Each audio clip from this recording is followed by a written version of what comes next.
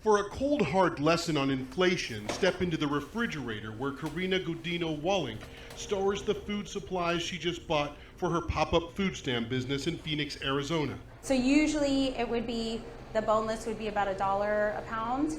Right now it's $1.84 a pound. This cheese used to be $9. Right now it's like $14.56. 2 years ago, Karina opened up Down to Get Tacos, catering special events. Inflation has upended her business. Have there been events where you've just lost money? Oh, 100%. So these are from today. As we look over some of the week's receipts, Karina explains the hardest impact of inflation on a small business owner is how unpredictable her world has become. The demand for her business is there, everything else is a nightmare.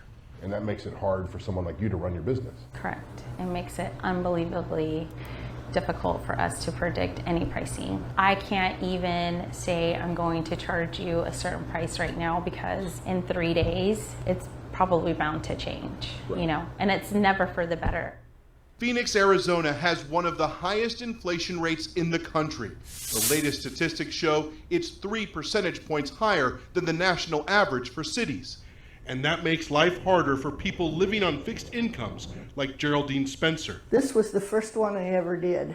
As she shows us her painting skills, Geraldine tells us she lives on $1,700 a month in Social Security. She says she pays $600 in rent, and at least $300 a month pays for needed kidney and blood pressure medications.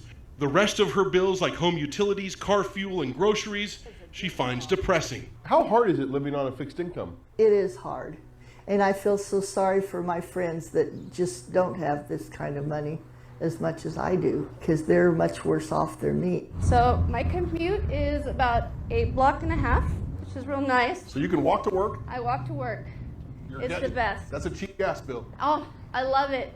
The walk home from the ceramic shop where Katia Schwartz works might save her money on gas. This is my humble abode. But the nights after work are filled with dread, searching for a new place to live.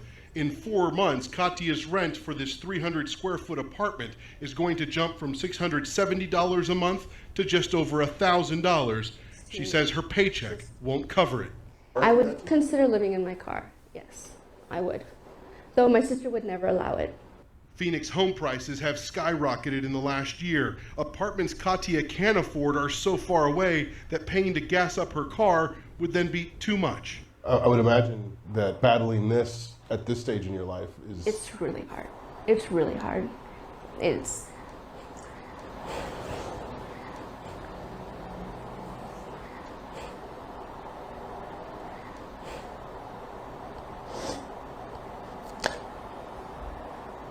It makes me feel useless. Like, I'm not doing enough. Are you worried that... Katia says she's at stage 1 panic levels, and the thought of what happens next makes her quiver. Ed Lavendera, CNN, Phoenix, Arizona.